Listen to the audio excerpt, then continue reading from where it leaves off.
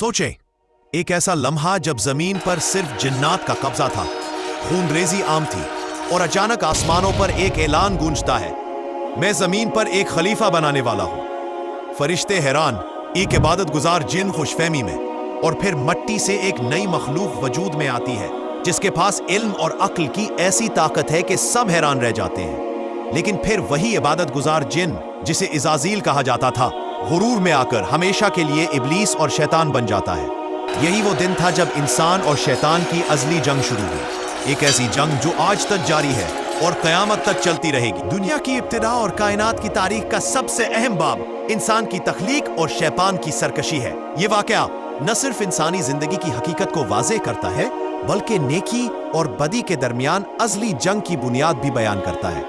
कुरान मजीद और अंबिया कराम की रिवायात में इस किस्से को बार बार बयान किया गया है ताकि इंसान ये समझे कि इसका असल दुश्मन कौन है और इसकी कामयाबी का राज किस में पोशीदा है। जिंदगी। आदम की तख्लीक से पहले जमीन पर जन्नात आबाद थे। वो ताकतवर मखलूक थे और आग के शोलों से पैदा किए गए थे। इब्तदा में इन्हें आज़ादी और इख्तियार दिया गया, लेकिन रफ्ता रफ्ता इनके दरमियान फसाद, खूनरेजी और सरकशी आम हो गई। वो जमीन को जुल्म और बर्बादी से भरने लगे। अल्लाह ताला ने अपनी हिकमत से फैसला किया कि फरिश्तों के जरिए जमीन को पाक किया जाए। चुनाचे फरिश्ते भेजे गए जिन्होंने जन्नात को शिकस्त दी और जमीन को साफ किया। इस मुहिम में एक नेक और इबादत गुजार जिन अज़ाज़ील भी शामिल था। उसकी इबादत और रियाजत ऐसी थी कि अल्लाह ने उसे फरिश्तों की सफ में जगह अता कर दी।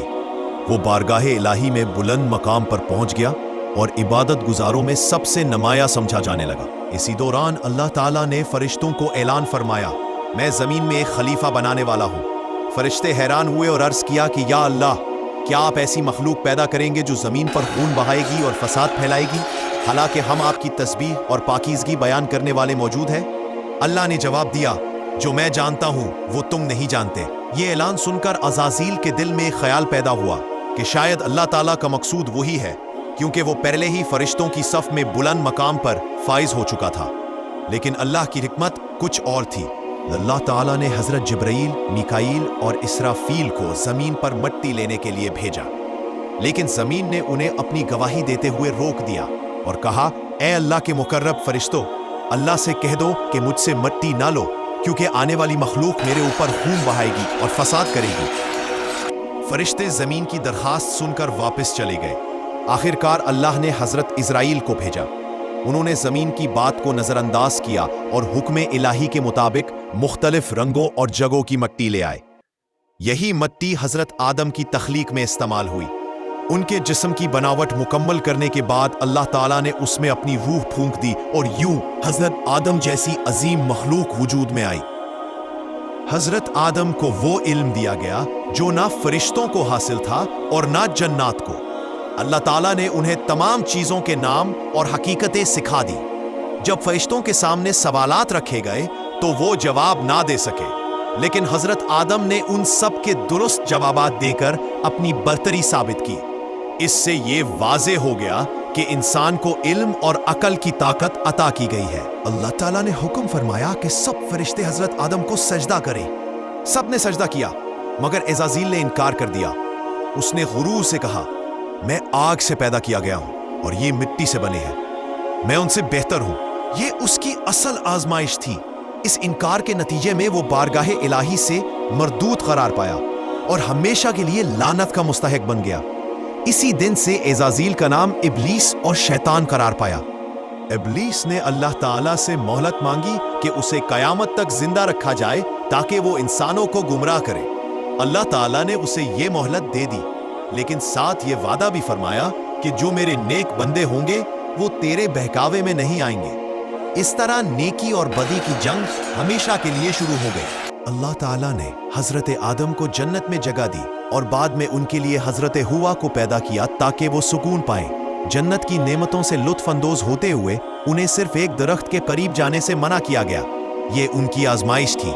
इब्लीस ने हसद और दुश्मनी के तहत आदम और हव्वा को बहकाना शुरू किया। उसने कसम खाकर कहा कि अगर वो उस दरख्त का फल खाएंगे तो हमेशा जिंदा रहेंगे और उन्हें कभी कोई तकलीफ नहीं होगी। आदम और हव्वा उसके धोखे में आ गए और फल खा लिया।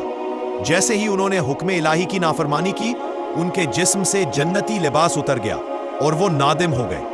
उन्होंने अल्लाह से दुआ की, ए हमारे रब, हमने अपनी जानों पर जुल्म किया। अगर तूने हमें माफ ना किया और रहम ना फरमाया तो हम खसारा पाने वालों में से हो जाएंगे। अल्लाह ताला ने उनकी तौबा कबूल फरमाई, लेकिन बतौर सजा उन्हें जमीन पर उतारा गया।